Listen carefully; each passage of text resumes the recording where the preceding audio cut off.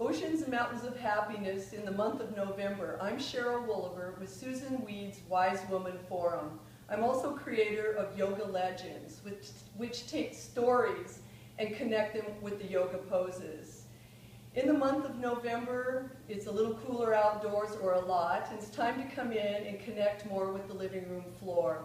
We're going to be spending more time in these wintry months sitting down, hopefully catching up on an old movie or something. So it's a good time to practice poses that open the hips. Now, poses that open the hips take the legs and stretch them outward in the pelvis, and they also take those muscles within the pelvis and stretch them and open them away from the sacrum, which is connected to the spine. So let's begin warming up the spine, and we'll be practicing Gomukhasana, which is the cow-faced pose.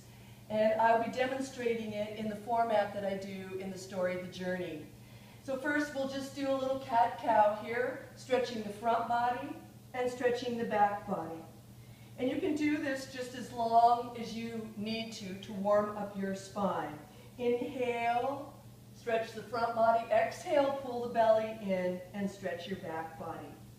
Then we're going to come forward with the right knee and center it. Straighten your left leg, and then take this right foot off to your left. We're going to tuck the left leg back behind us, and then just ever so slowly begin to reach back with your sit bones and your hips as if you were going to sit down. And we give the body a little time here to warm up into this new position. When your body is warmed up, we go ahead and we sit all the way back on our sit bones. If this is too much pressure for your hips, grab up a pillow or have one handy and just place this underneath your hips. It will take the pressure off of the stretch, so it won't be quite so much in the beginning. We take a look at what leg is on top, and in this case the right leg is on top. So that means to complete the pose with the arms, I would stretch my left arm up, bend the elbow, and then reach my right arm back behind me, either interlacing my fingers or just placing my hands on my back. You can wiggle, move into the pose. I always encourage that because it takes time to find the right place. But we do want to be here for at least 30 seconds. It takes 30 seconds to stretch into a pose. If you'd like more information on the 30-second breathing technique, you can take a look at my previous video clip on how that's done. Inhale, exhale, push yourself forward onto your knees. We're going to turn the toes underneath and then straighten the legs. Rotation to the left, we place the feet onto the floor. Like that. We're going to continue on to the left and take the legs wide into the wide leg forward fold. Spend a little bit of time here stretching out the hamstrings. Again, moving the muscles in the pelvis. Then we come up, back up onto the toes, and continue rotating to the left. Place both feet onto the floor, stretch through your feet.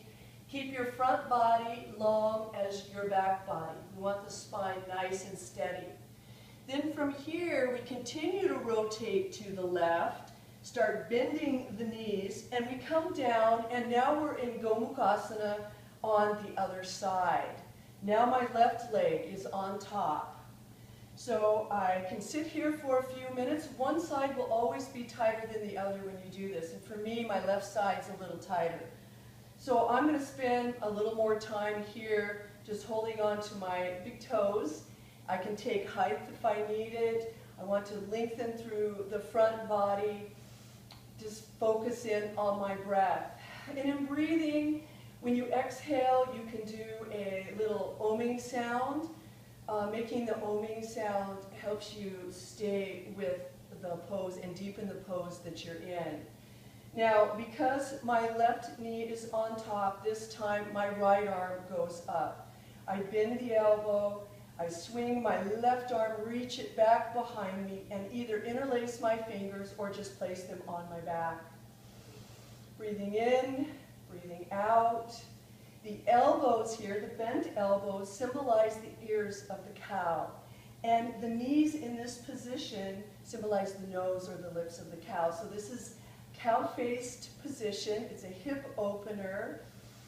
Breathe in. You can breathe out, making the oming sound. But if you want to change it around a little bit because of the position we're in, you can make a mooing sound for cow-faced pose.